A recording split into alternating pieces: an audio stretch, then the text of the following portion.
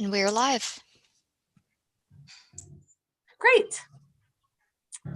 So welcome everyone. Thank you for your patience. We're starting a little later than scheduled. This is council meeting number 18 here on Tuesday, April 6th at 6:30 p.m. after a long weekend.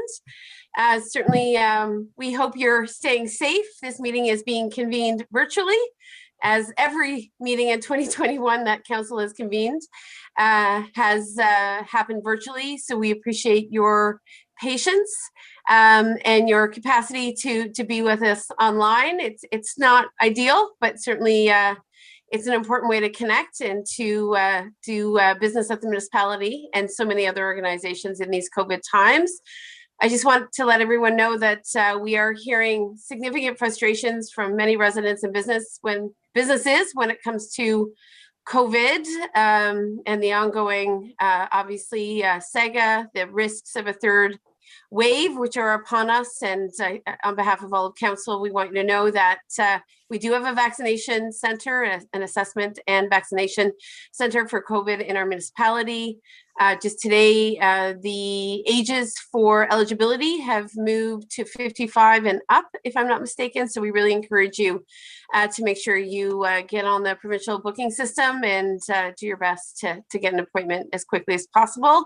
We know vaccination is an important part of overcoming what feels like a very long year, and obviously a pandemic with many permutations. So with that, I will call the meeting back to order. We did convene in closed at 5:30, and we've just come out of that meeting. And I'll look to disclosures of interest for the forthcoming items on the agenda, council colleagues, that we passed earlier. Are there any disclosures of interest when it comes to the remaining items on tonight's agenda? I don't see any.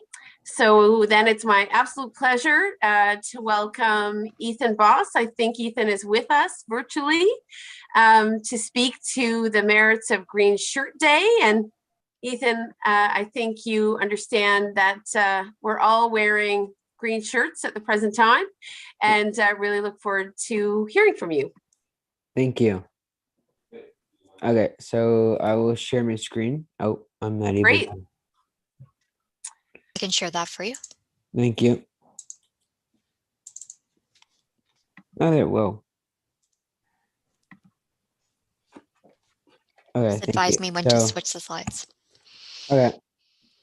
So as I told you, this is the Logan Blay effect. It first started from a player named Logan Blay. Next slide.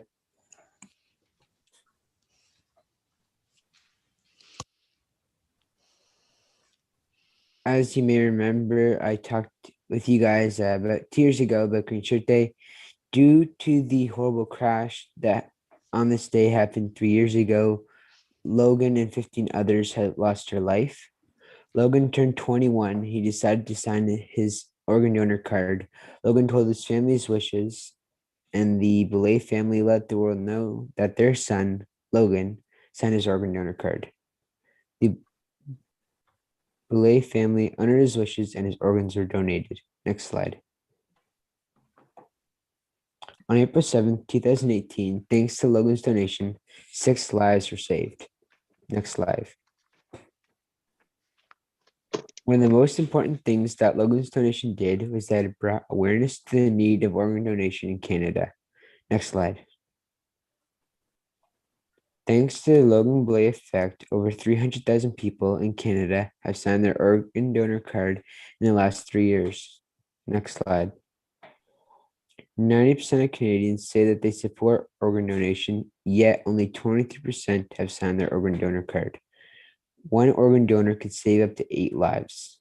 Unfortunately, 200 people die every year waiting for an organ transplant. Age doesn't matter. Canada's oldest organ donor was over 90 years old. Next slide.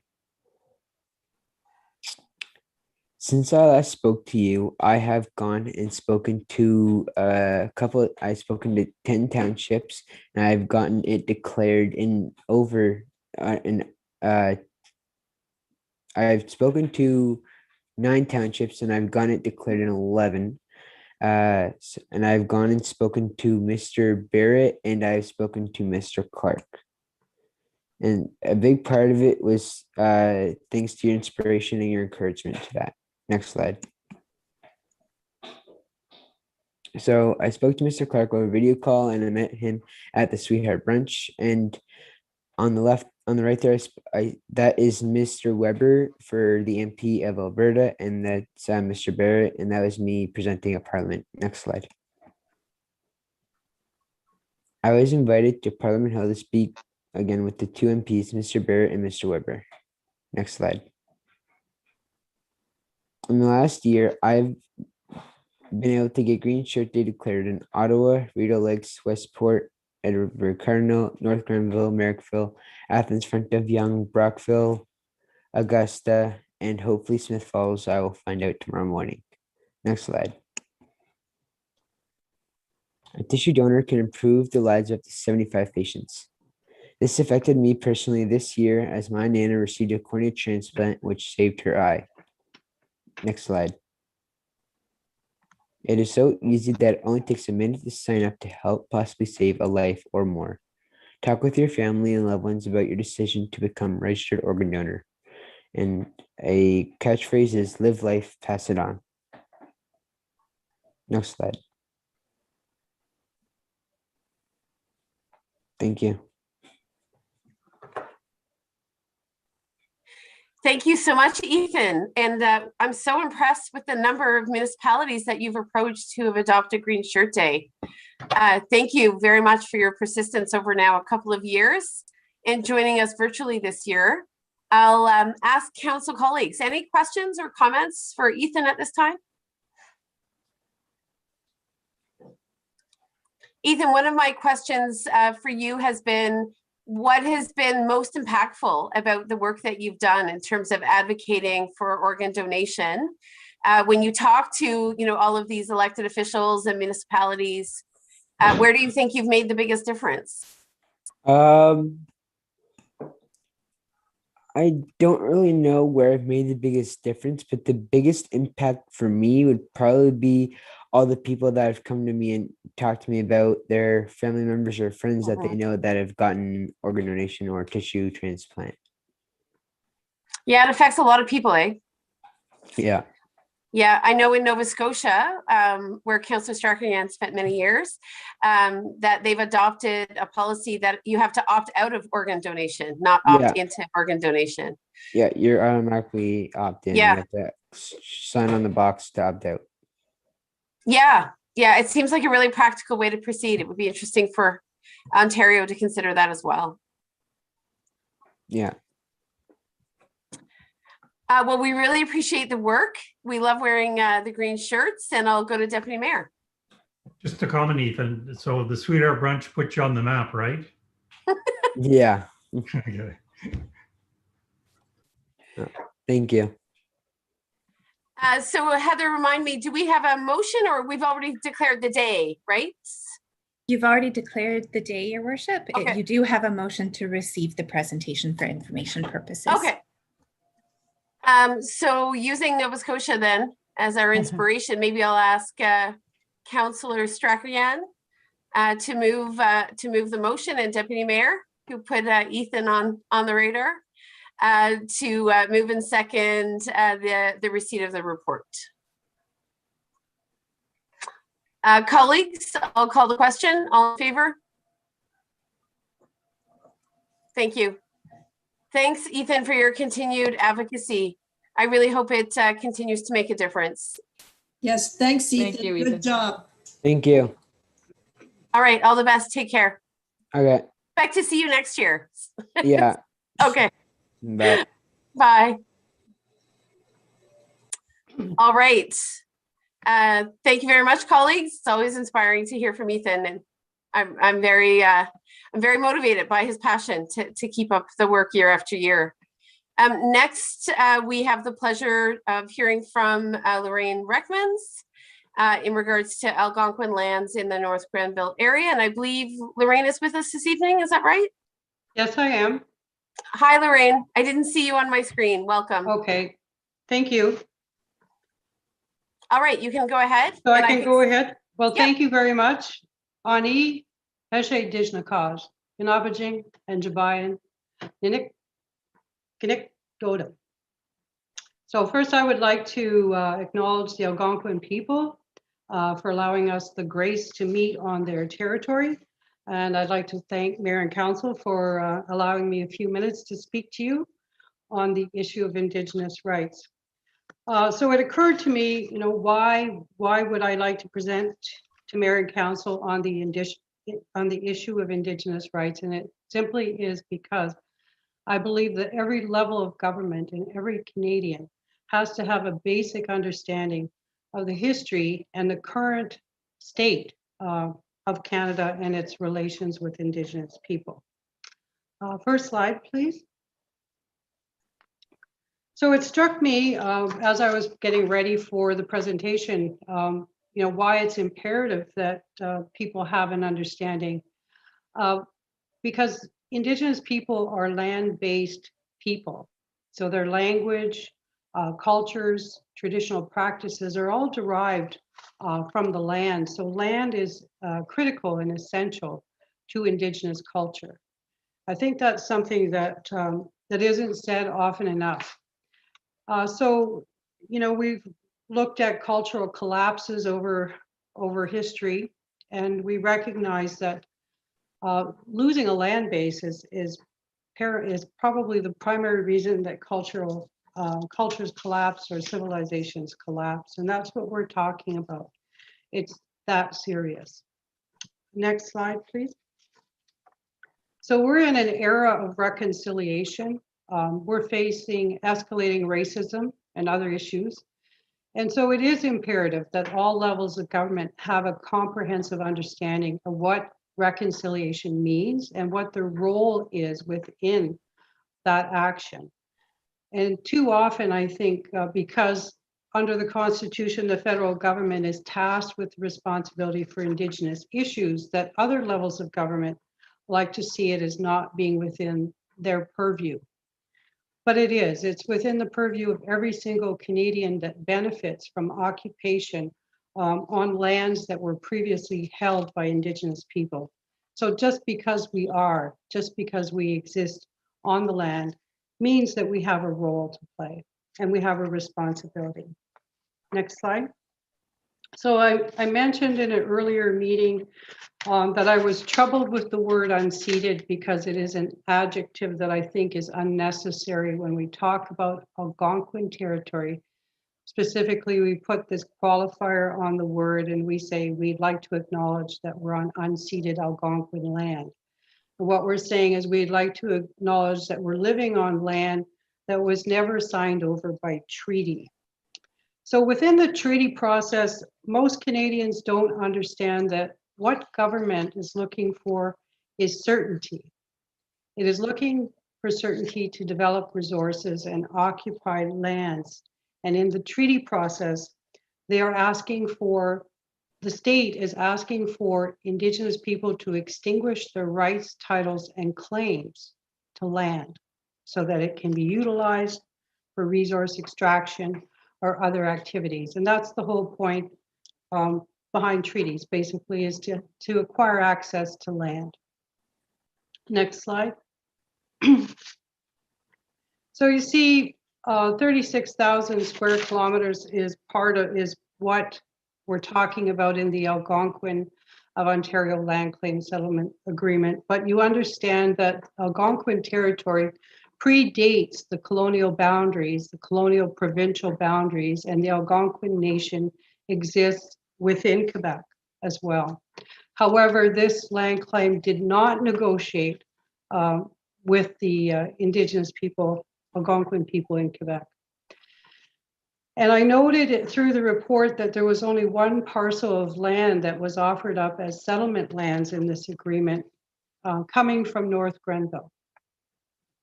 Next slide, please. If you look at the history of the Indigenous people of the area, you see it was a huge territory. Algonquin territory was enormous. In fact, when you go into Vermont, people recognize the Algonquin history in the state of Vermont.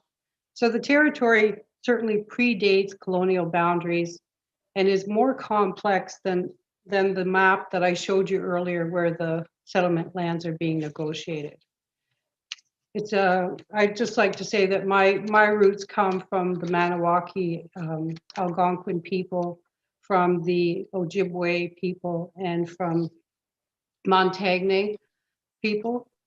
So I have a long connection to the area, even though I didn't live here. Next slide. I did my best here to try to provide you with a succinct image of what we're living under right now as Indigenous people. So you see at the top, you have the state of Canada, which has created the Indian Act. What the Indian Act does is it sets up a trustee beneficiary relationship between the Crown and Indigenous people. So the Crown holds all monies and lands in trust for Indigenous people. And there are arrows pointing down to the Indian Act Band Councils. So that is the governance system that Canada created. So it incorporated these bodies in order to establish governance systems on reserve lands. So the Indian Act is really all encompassing. It is a racist piece of legislation that is still in effect, and it's very problematic. You have the Indian Act Band Councils, and you see the arrow to the regional political tribal organizations. So that's where you get organizations like the Chiefs of Ontario, Federation of Saskatchewan Indigenous Nations, the Assembly of Manitoba Chiefs. So they set up provincial bodies that represent or advocate for Indigenous rights issues in the province. So what their goal and their role is mostly is to advocate for programs and services on behalf of Indigenous people. And again, so Canada, being the trustee, holds all Indian monies in trust. So those Indian monies may have come from lands that were surrendered or sold through previous treaty arrangements. Then you have the Assembly of First Nations, and they select a national chief. So the chiefs across Canada vote for the position of national chief. It isn't something that the Indigenous citizens are directly engaged in. So I would like to point out that the Indian Act Band Council system does nothing to reflect the original governance structures of Indigenous communities, which were primarily clan-based. So heads of clans would speak for families in decision-making, and we would have council fires and confederacies of council fires to make decisions on a national basis. So these Indian Act bands are not necessarily nations. They're called First Nations as the new language. First they were Indian bands, then the language changed to call them First Nations. But they are in fact band councils that are created under the Indian Act.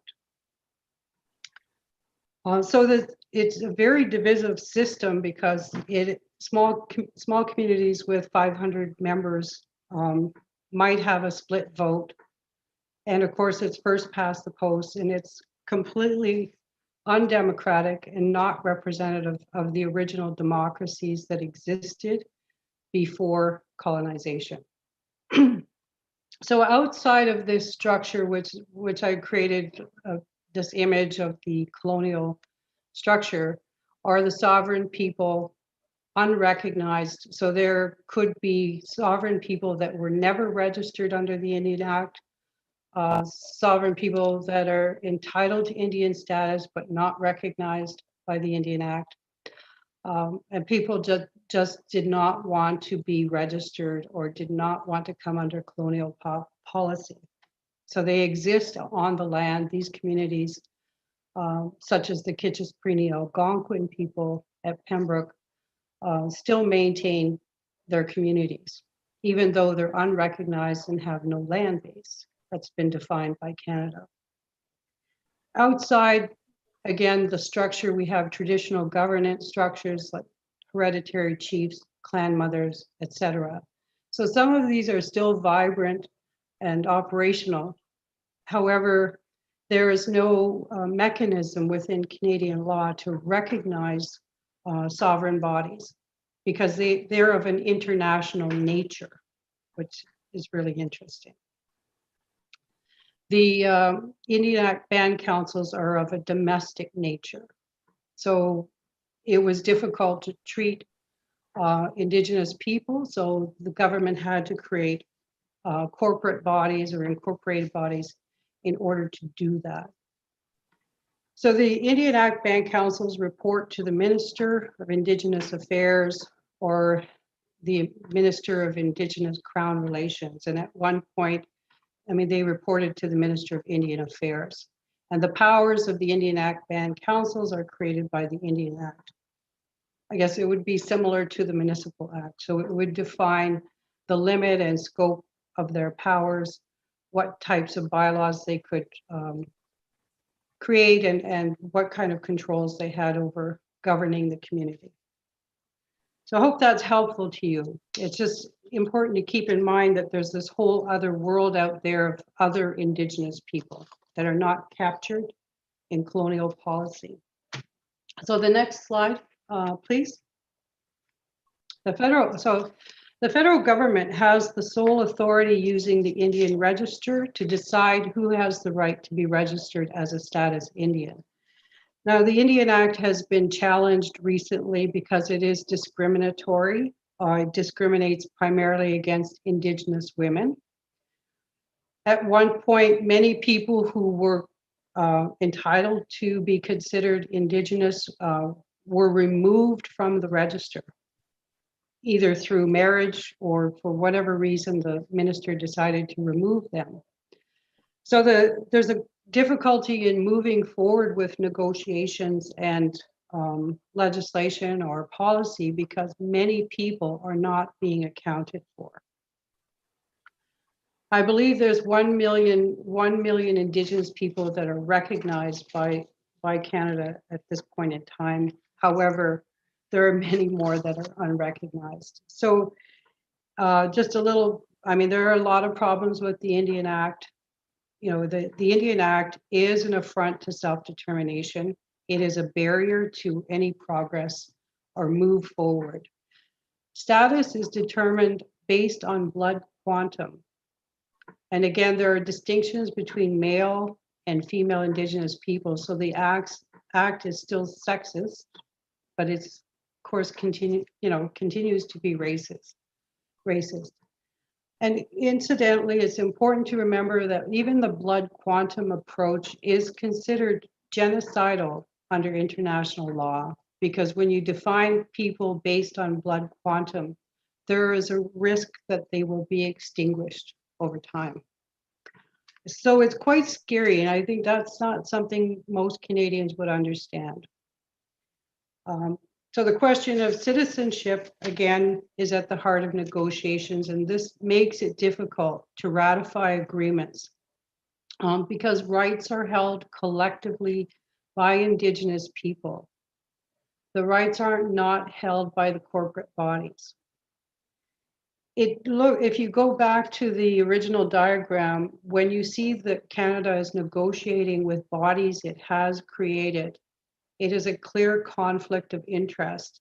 The United Nations has criticized Canada for its approach. So Canada, they criticize Canada as being in conflict because it controls the money, it controls the bodies that it is negotiating land settlements with. And Canada is asking for certainty. So Canada requires extinguishment of rights, title, and any future claims. Next slide. So here we are in an era of reconciliation, and I would like you to keep in mind that all of those things I talked about are still going on. But we've walked down a really long road together.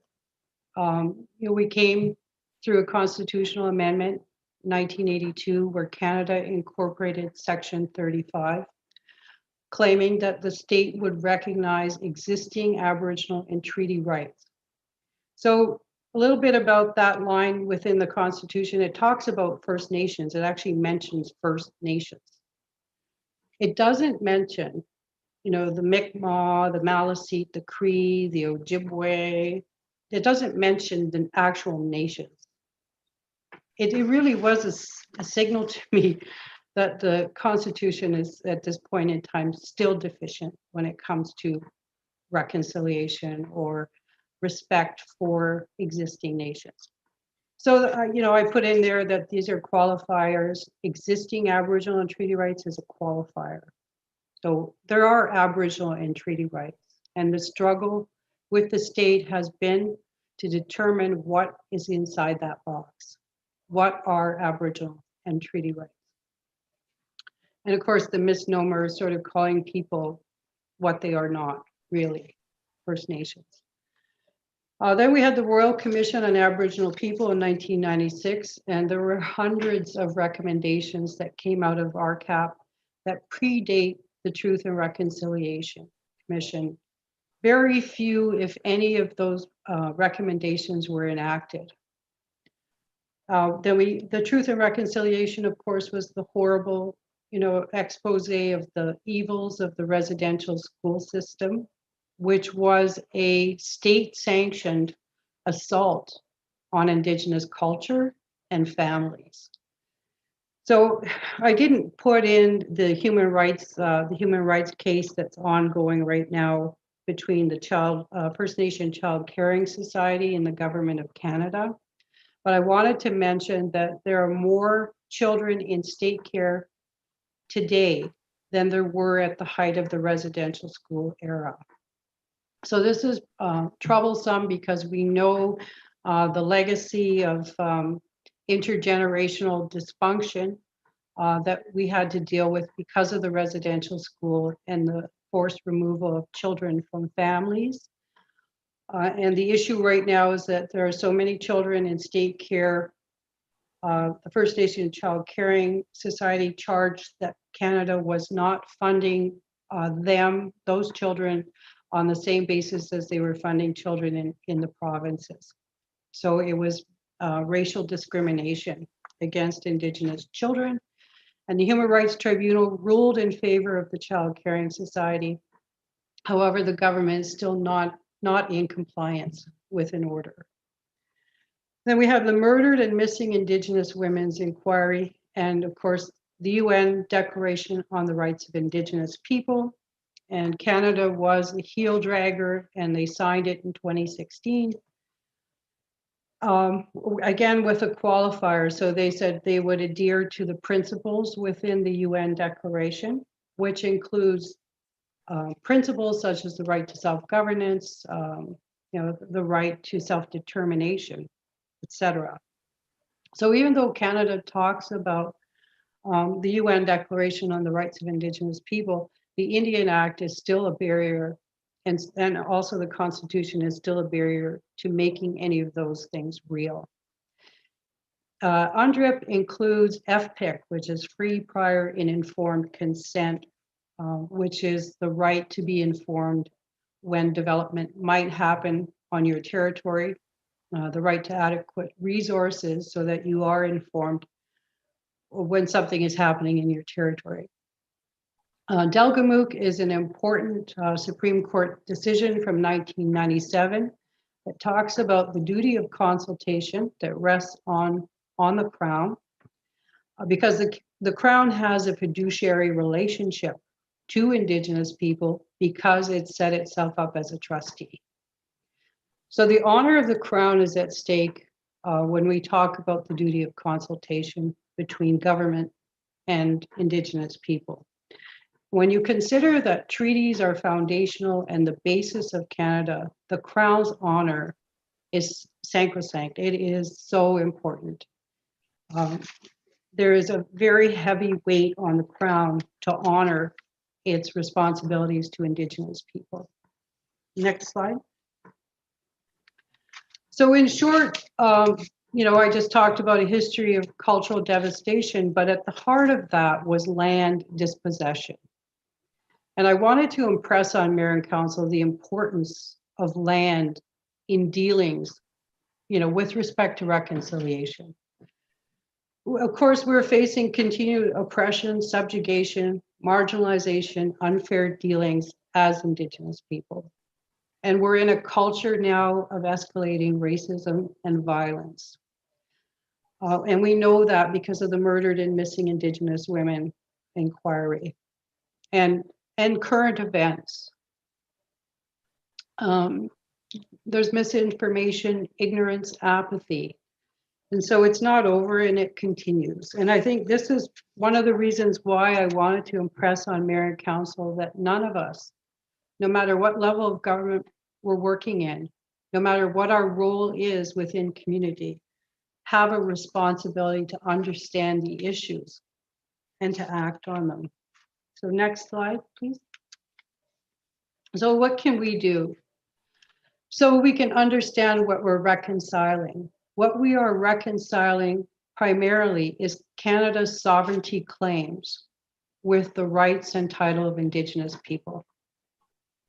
At the end of the day, it's no big mystery. At the end of the day, it really is about land and access to land, because without land, there can be no culture. And without land and culture, the language is tied to the land. Everything is land-based. I recommended this to Mayor Watson in Ottawa. I said, take an Indigenous studies course, right? It's really good to ground yourself in information. Inform, and ask yourself, where do I fit into this scenario? Where is my place in shaping this country? And what power do you have to change outcomes? Can you inform other levels of government of your values? How do you write your official plan and your history? Do you tell the Indigenous story in your official plan? I have to say that it's difficult for me coming from a people that has a history of thousands of years on this land. And it's difficult for me to listen to people arguing for their cultural heritage. Next slide. So this is a little bit more about the honor of the Crown. So I just wanted to impress on you that the courts, and there have been other Supreme Court decisions for Canada. So it's really a difficult situation because lawyers have to swear allegiance to the Crown when they enter the bar, and they're arguing for Indigenous rights. So it is a really troublesome system that's fraught with conflict. And it's a miracle, I think, that we have some of the Supreme Court decisions that we have today. So you see that the Supreme Court noted that the Crown has to avoid even the appearance of sharp dealing. Next slide. So, I talked about the one parcel that was offered up in the land settlement agreement from North Grenville. And I noted that the province had other land holdings here. And my question was, and I can't prove it, but my question was that they didn't disclose those available lands in the agreement. And that would constitute sharp dealings. It would be an affront to good faith negotiations with the Algonquins of Ontario. Next slide. So here we are in a new era, really trying to do things differently. This is the new citizens' oath of last year. So not only do new citizens have to swear allegiance to the Crown, but they have to faithfully observe the Constitution and Aboriginal and treaty rights.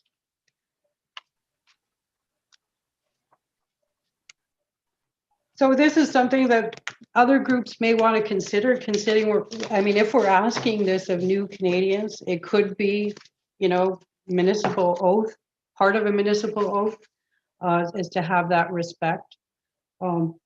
Certainly it goes beyond just a traditional land acknowledgement at the beginning of a meeting. It's incorporating that history and that reality into things that we do every day. So it is something for council to consider. And my very last slide. So a nation, under international law, a nation must demonstrate three things: land, culture, and language. And at this point in time, Indigenous people have access to less than 2% of Canada's land mass. And so as an Indigenous woman, as a matriarch who comes from a matrilineal society, it is my responsibility to sort of point that out to people whenever there's an option for land to be available to Indigenous people in the spirit of reconciliation. And I understand that, the limitations of, I guess, municipal councils, but I do believe in the spirit of people to make effective change whenever they have an opportunity. And I would encourage council to bring this point forward to the province. So, be good. Thank you, Lorraine, very much for that presentation. I'll just open it up to council colleagues in case they have any comments or questions based upon what you've shared this evening. Councillor Barkley? Yes, thank you, Lorraine, for that presentation. And thank you for acknowledging that as you mentioned, municipalities are somewhat constrained in what they're able to do. We're an invention or creation of the Municipal Act, the province. But I think, I'll speak for the rest of the council. We take our roles as being good stewards pretty seriously, as well as, representing the electorate and providing some leadership. And I think, I in particular take that role as being a steward very important, and certainly our respect for the land and is paramount. So thank you for that presentation, and I'll turn it over to the rest of my colleagues. Thank you. Councillor Sullivan? Thank you very much, Lorraine, for that presentation. I really appreciated it. And I think that there's a big need for education, and I really liked your suggestion to take an Indigenous studies course. I lived and worked in New Zealand for a year, and part of the orientation for new employees, whether you were from New Zealand or not, was an acknowledgement of the Treaty of Waitangi and the rights of the Maori people. And I was working as a nurse in New Zealand, and it was just part of orientation to a new job. And I think they've really honored the Treaty of Waitangi there very well. And it would be great to see that a little more higher profile in Canada with the treaties with the Indigenous people here. So thank you very much for that presentation. Welcome. Councillor Strachan? Thank you, Lorraine. It's always great to hear from you. And I think that, your points, as Councillor Sullivan have mentioned about education and so on, are not lost. I know that I've tried to seek out that information under the, importance of know better, do better. And so, I take it as my personal responsibility to do that. And certainly I know that my children are learning in a different way than what I learned. I will admit that I knew very little about residential schools or anything like that when I was growing up, but certainly my children are seeing things differently and are learning differently as well. So still a long way to go.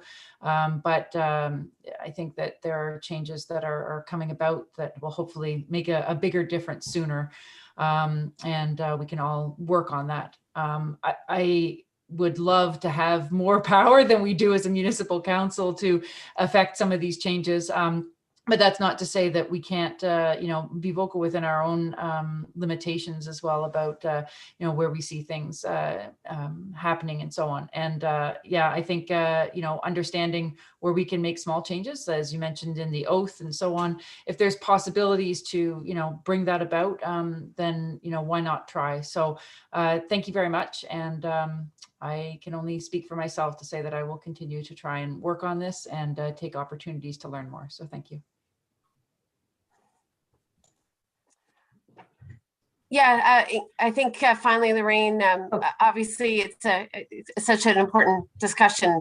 And I know coming from Newfoundland, my mother's family is from the Southwest Coast, and I actually have a number of relatives who chose to seek status under the Indian Act, under an evolving understanding between the province of Newfoundland and the federal government about their own Indigenous heritage and where they have the right to seek status. So I have relatives largely through marriage who sought status, and I have relatives who declined it because they felt that they didn't want to, in fact, subject themselves to the constraints of the Indian Act. So it's a complicated subject matter for so many different reasons, depending on where you are or where you grow up. But nonetheless, I think, Council for a long time has spoken of a land acknowledgement as a basic first step, and Councillor O'Sullivan and Councillor Starkian have asked that we consider that. And I think we just want to make sure that we've built the right relationships in doing a land acknowledgement so that it's authentic and it reflects, I think, the understandings, not just of council, but of our community around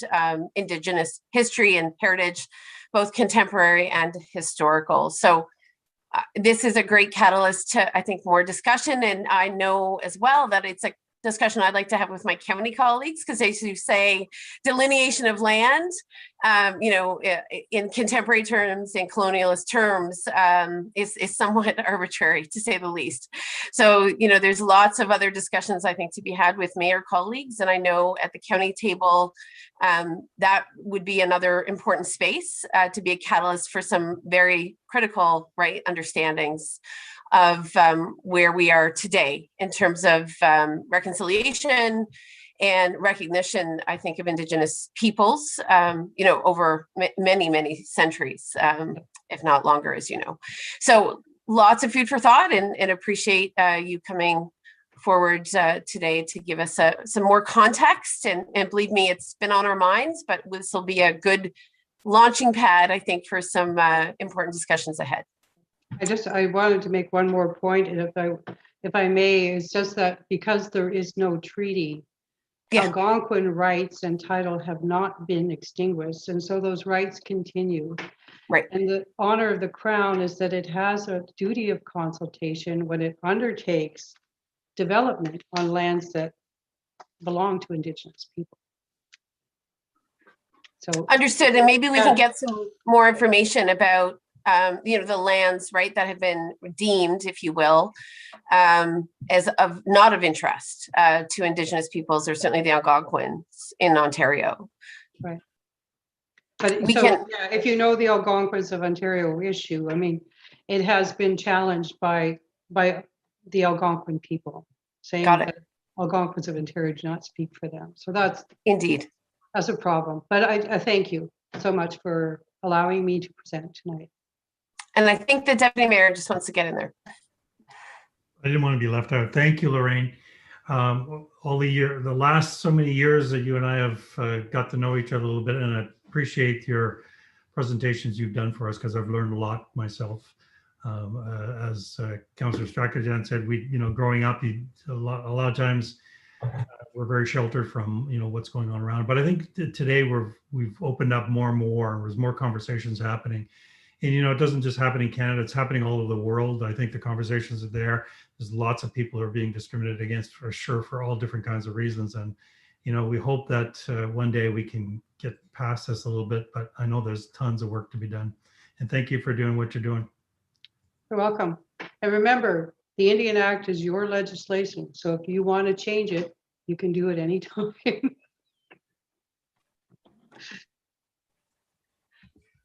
You are absolutely right, Lorraine. Thank you.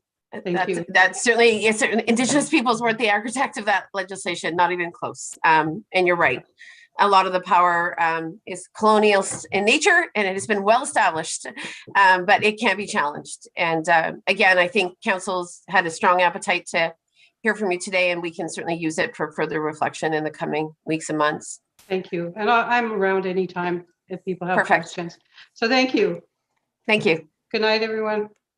Take care. Okay, council. Thank you very much for allowing Lorraine to go through her presentation with a little more ease in terms of time constraints. And I understand that there is I'll look for a motion to receive the report. So if I can just have maybe Councillor Stark again and Deputy Mayor receive the report, please, a mover and a seconder. That would be great. And I'm just opening up my resolutions package, which is on a different screen, so I apologize. I think I'll call the question unless there's further comment on Lorraine's presentation. I'm not seeing any, so I'll call the question then. All in favor? Good, thank you. All right. So now I'll move on. I think Ms. Dunlop is here to do the presentation for Pitch in Canada Week. Thank you very much, Your Worship. The municipality of North Grenville has participated in the Pitch in Canada program since 2002. This year, we wish Council to proclaim April 18th through the 25th as Pitch in Canada Week. The 2021 program provides the opportunity to participate all year long to assist with social distancing rollout. The program has residents sign up through the municipality and get the yellow pitch-in waste bags and clean up a public space while social distancing and maintaining current COVID protocols. These bags can be placed with your regular household curbside collection with no bag tags attached. Thank you. Great, and thank you, Ms. Dunlop. I don't know if councillors Barkley or Sarkisian would like to add more. I think we're happy to see Pitch in Week happen again under these COVID times. And I certainly know there's a lot of enthusiasm in the community and a lot of garbage. As I walk more trails, it's obvious that we certainly need Pitch in Week this year. Councillor Sullivan? Thank you, Karen. And I just wanted to clarify that it's okay for the Ferguson Forest Centre to organize a pitch-in week with the Friends of the Ferguson Forest to get the bags and clean up the trails in there. There was some controversy because they apparently had always done it on their own independent of pitch-in week, but I didn't see any reason why they couldn't participate in pitch-in week. So is that all good with you? In my mind, we do promote the trails within the Ferguson Forest Centre itself as a public trail system.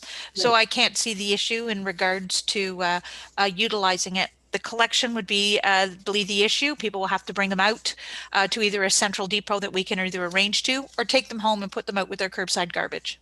So could they be taken, say, to one of the parking lots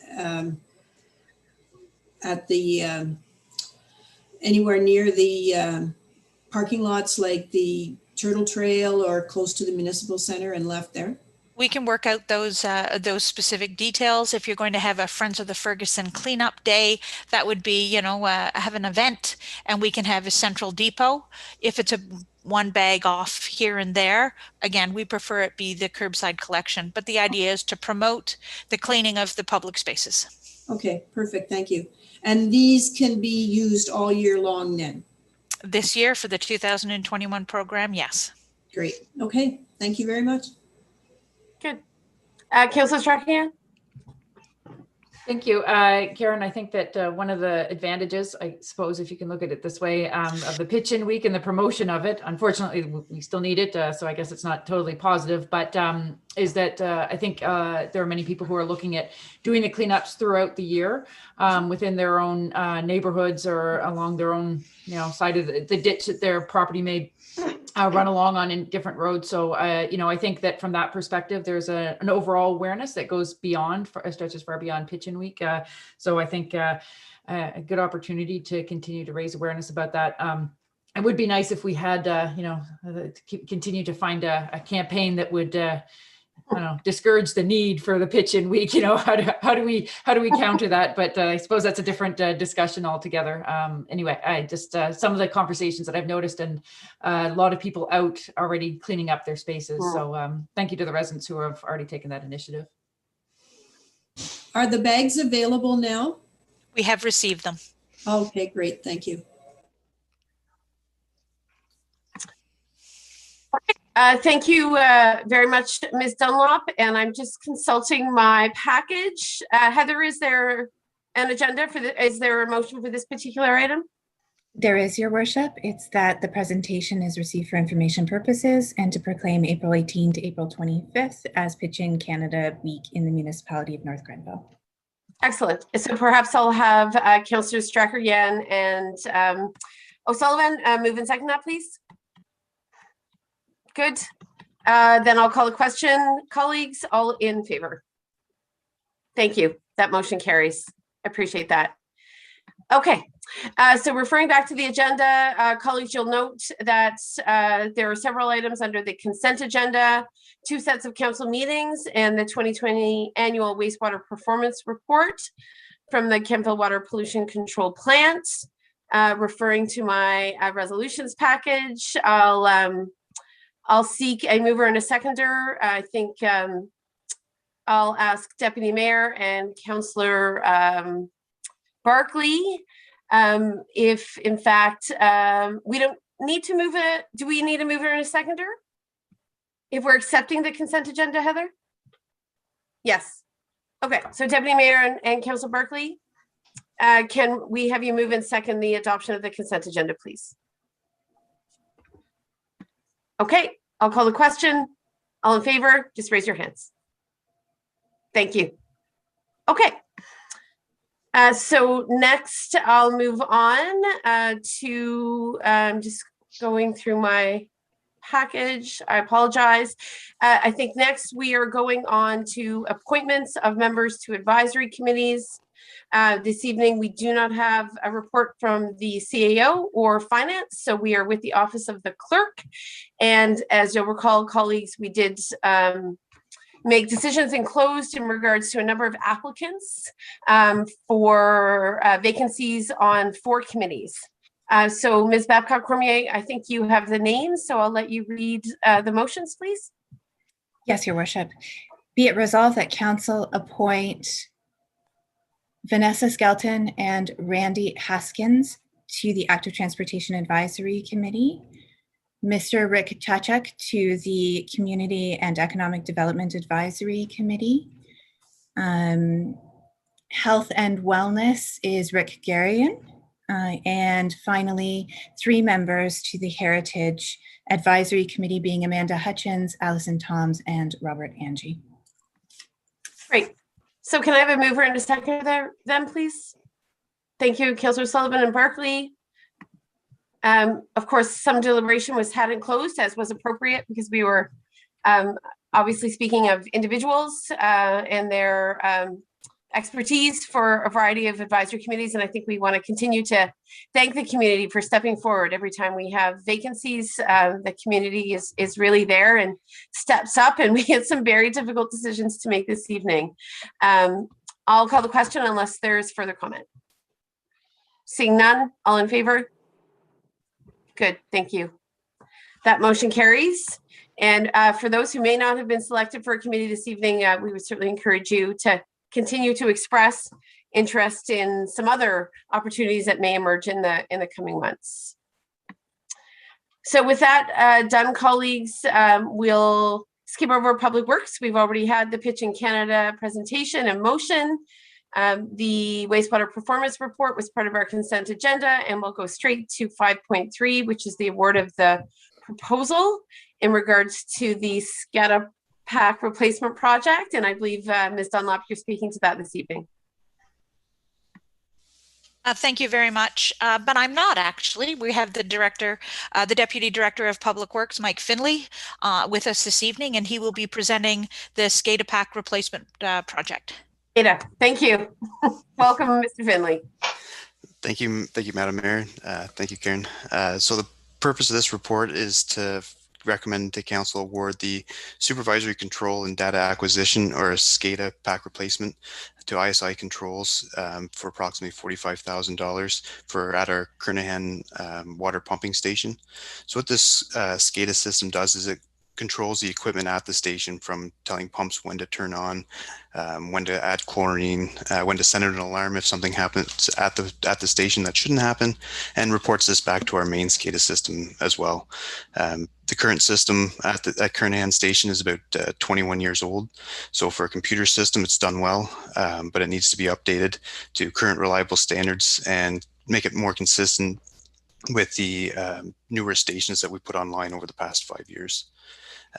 So this will ensure that we continue to add reliable water to our users moving forward. And we have this kind of a standardization of SCADA equipment as we kind of modernize through our older stations.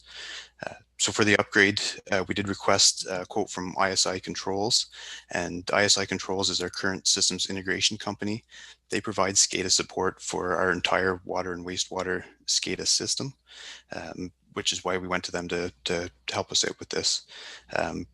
We did have an approved budget for 2021 of $30,000, which of course, when the works came back to us, it was about $15,000 over that approved budget, which is why we are coming to council with the request to move forward with the proposal that was put for us, and coming through our budget we can reconcile at the end of the year, which we feel that $15,000 will be accommodated through a few other projects that are coming in under budget. So it's our recommendation to move forward, reconcile that additional funds at the end of the year, and we don't feel there'll be an overall increase to the overall water and wastewater budget. So that's the basics of the report, but I'm happy to answer any questions from council. Colleagues, any questions? Sounds like a necessary and important investment. Ms. Babcock-Cormier, could you read the motion then? Yes, Your Worship. Be it resolved that Council authorize the Director of Public Works or her delegate to award the proposal for the SCADA pack replacement capital project to ISI Controls, Inc. for $45,373, excluding HST. Councillor Barclay, would you like to move that, please? Seconder? Thank you, Councillor Sullivan. I'll just ask for any comments one more time. I see none. Thank you, Mr. Finley, for a strong presentation. I'll call the question. All in favor? Thank you. We know you run a pretty lean water and wastewater treatment facility. So, Mr. Finley, I think the 15,000 is the 15,000 over and above what was anticipated is likely a very wise expenditure. Thank you very much. Thank you, Madam Mayor. Okay. So we'll move on to provincial gas tax funding. Obviously, the recommendation is that Council pass and enact bylaw 3621 to authorize entering into an agreement with the province of Ontario, as represented by the Ministry of Transportation, to receive funding under the dedicated gas tax funds for public transportation program. Who is speaking to this evening? I am, Madam Mayor. Go ahead. So basically, you've summarized my whole report in that sentence, and it is basically a housekeeping issue. In order to continue to receive the funds that we have received in the past for the program and the public transit services, we need the bylaw to enter into the agreement, the ongoing agreement with the province. So really, in essence, that completes my report. Excellent. And of course, this is to cost recover for some of the expenses attached with running what is now a publicly supported accessible transportation system. That is correct. The province does list certain eligible capital and operating costs, and the Public Works and the Treasury departments will make sure that we apply for everything that we possibly can. And just reminding members of council and the public that we have received a report from ATS, who is the contracted provider at this time. That is correct. Okay, and you're satisfied with that report? We do receive monthly reports on ridership, etc., that are part of the billing process. Okay. And Ms. Dunlop, just remind me, did we receive more money than expected this year, or was this fairly on point? It was the anticipated allotment of about $45,000. We have received a certain portion of it, so we have the balance that is for eligible expenditures. Okay, thank you. Colleagues, any other questions on this report? I'll look, perhaps Councillor Sullivan, you can move as a member of the Accessibility Advisory Committee, and I'll look for a seconder, please. Thank you, Councillor Strachan. And I'll call the question. I've read the recommendation. All in favor, please. Let's not say no to receiving provincial funding. Excellent, thank you. So now we'll go on to the award tender for the diesel cab and combination dump body spreader. And why am I reading? And snowplow equipment. Director Dunlop, over to you. Thank you very much. Although this recommended truck purchase is within the budget allotment of $332,615, the department is not recommending the lowest cost bid due to the anticipated delivery dates. Francis Canada submitted a bid of $266,000, but cannot deliver the unit until April or May of next year.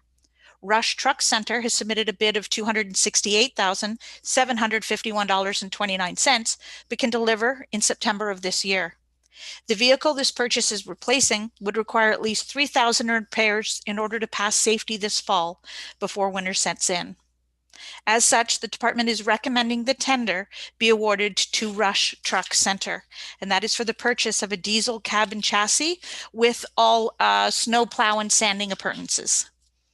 That completes my report, Madam Mayor. Okay, thank you very much. Councillor Barkley or other members of council, any comments or questions here? Sorry. Yeah, so this is basically to replace an existing piece of equipment that requires $3,000 worth or 3,000 repairs. I missed that.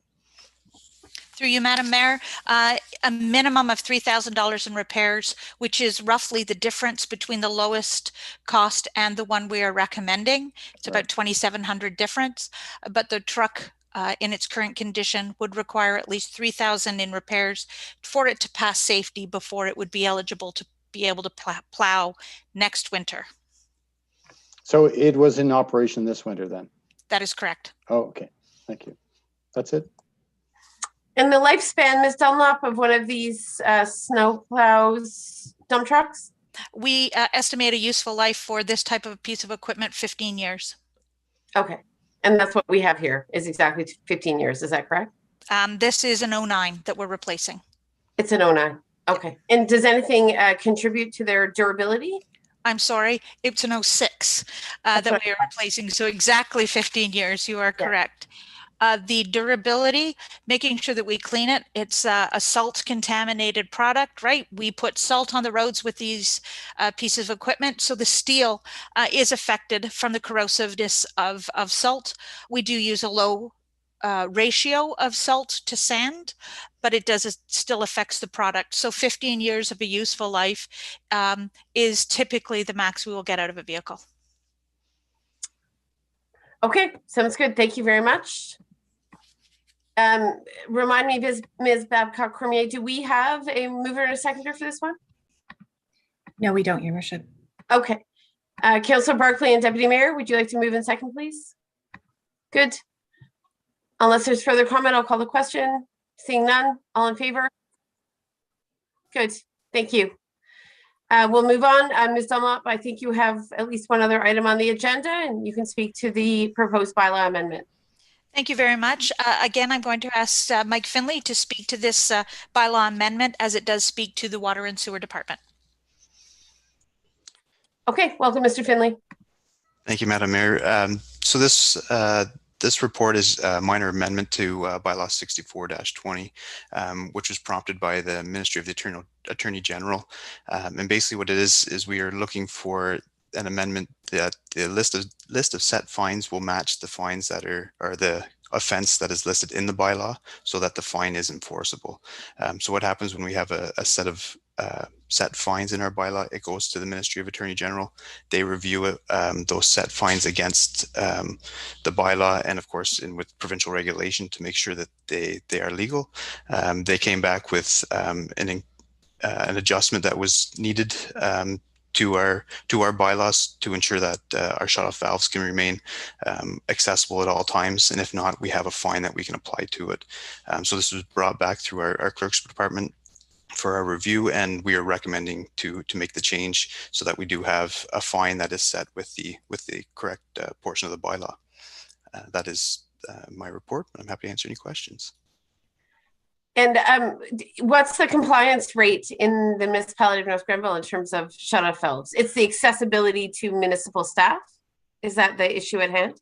Correct. It's to have the valve accessible if the water net does need to be turned off.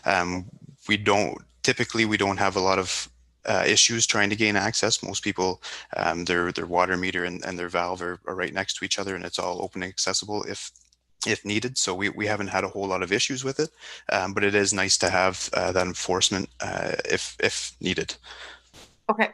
And is it a code issue? Like when you build a home or you're purchasing a home, is that something that needs to be evaluated, whether or not that valve is visible and accessible?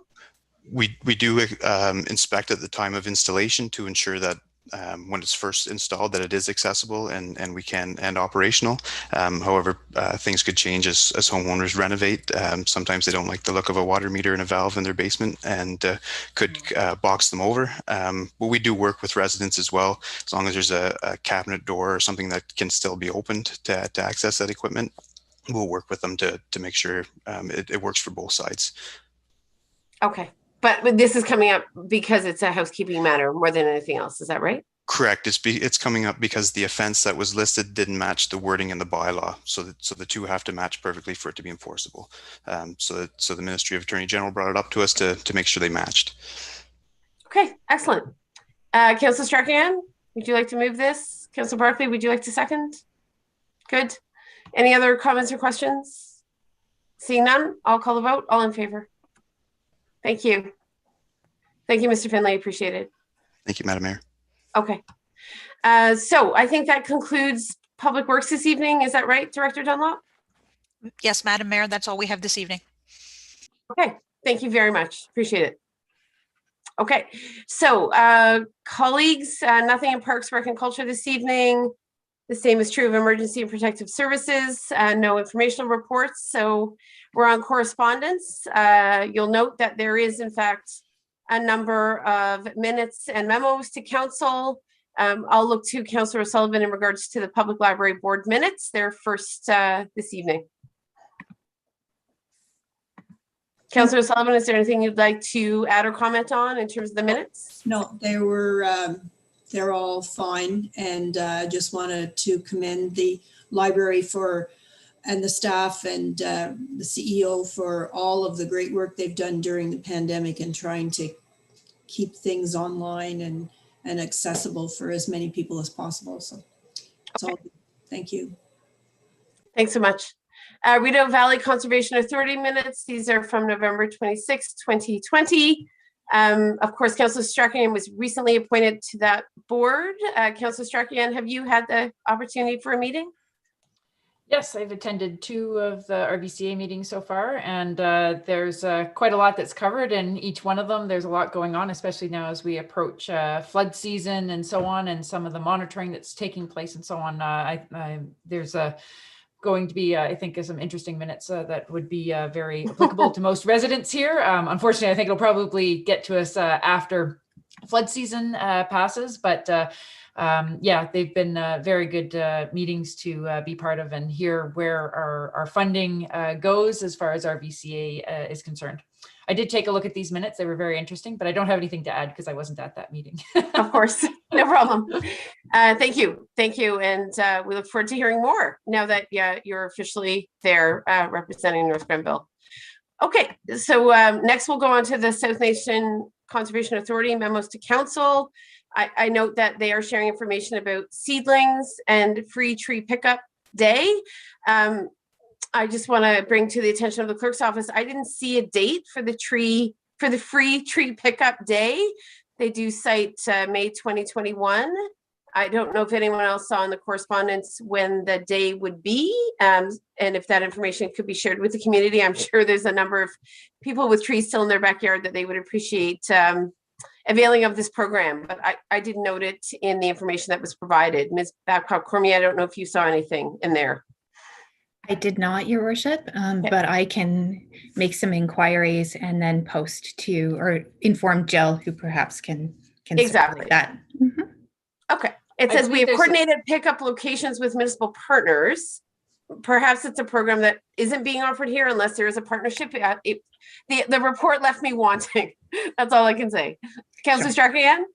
I was going to just point out that there is a point of contact to coordinate the free tree pickups and so on. So it may be in light of COVID that there may be a coordination that's required beyond simple dates. Yes, for sure. If we could have the clerk's office follow up, I think it would be a service well availed of, and certainly they're one of two conservation authorities seeking to serve our municipality. So that would be helpful. Yes, Your Worship. Perfect. Committee minutes, council colleagues, you'll see a number of minutes from a variety of municipal advisory committees. I won't go through them all. I'll just note that those minutes are there. And I believe there is lots of activity ongoing. And now that all of our committees are meeting virtually and largely over Zoom, which appears to be a better platform than Microsoft Teams for many, not all. It's obviously not ideal given rural broadband issues, but our committees are regularly convening. Colleagues, are there any comments that you wish to make on those minutes? Councillor Barkley? Yeah, I just wanted to alert the public to the fact that once the meetings are held and the minutes are approved, that they're available on our website, and that at many of these meetings, there are delegations from other members of the public and experts. So if you're interested in any one of the committees, you can follow along with what's being discussed by reading the minutes. And of course, they're public meetings, so you can apply to attend via Zoom. Any of the advisory committee meetings. So there's lots of information there, and I encourage the public to take a look at the minutes to find out what's going on. For sure, thank you. And then finally, we have correspondence from the Ministry of the Solicitor General in regards to our full compliance with the EMCPA in 2020. I don't think Chief Oakham is here this evening to speak to it, but it's obviously the annual community emergency management coordination exercise. Councillor Strachan, I don't know if you have further comment on this annual, I think, audit, but we are in compliance. Okay. I don't have any additional comments. Thank you. Okay, perfect. Then with that in mind, I will look at the remainder of the agenda. I don't believe there's notice of motion this evening. Colleagues, any notice of motions? I'm not seeing any. I believe I'll move on then. We'll go to section N. That's the introduction and consideration of bylaws. Heather, I believe we've dealt with both of those issues throughout the meeting this evening. Is that correct? You have, Your Worship. Okay, so then we'll go to period for questions from the public and media relating to agenda items. And again, Ms. Babcock-Cormier, will turn to you. I don't know if you have confirmation of any email questions. I will recognize both Paulina and Hillary who are here this evening. And we can certainly invite them to ask any questions should they have them. I haven't, sorry, Your Worship. I No, haven't go ahead. received any, sorry, I haven't received any questions tonight with respect to the agenda. Okay, thank you. Paulina, Hillary, we see you online. So unless you unmute, we'll assume that you aren't keen to ask a question. I see Paulina coming online. Well, or maybe she's not. We'll just give 10 seconds for either Paulina or Hillary to come forward.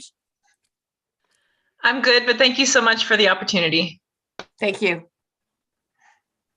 Same here. I'm good. Thanks, guys. Okay.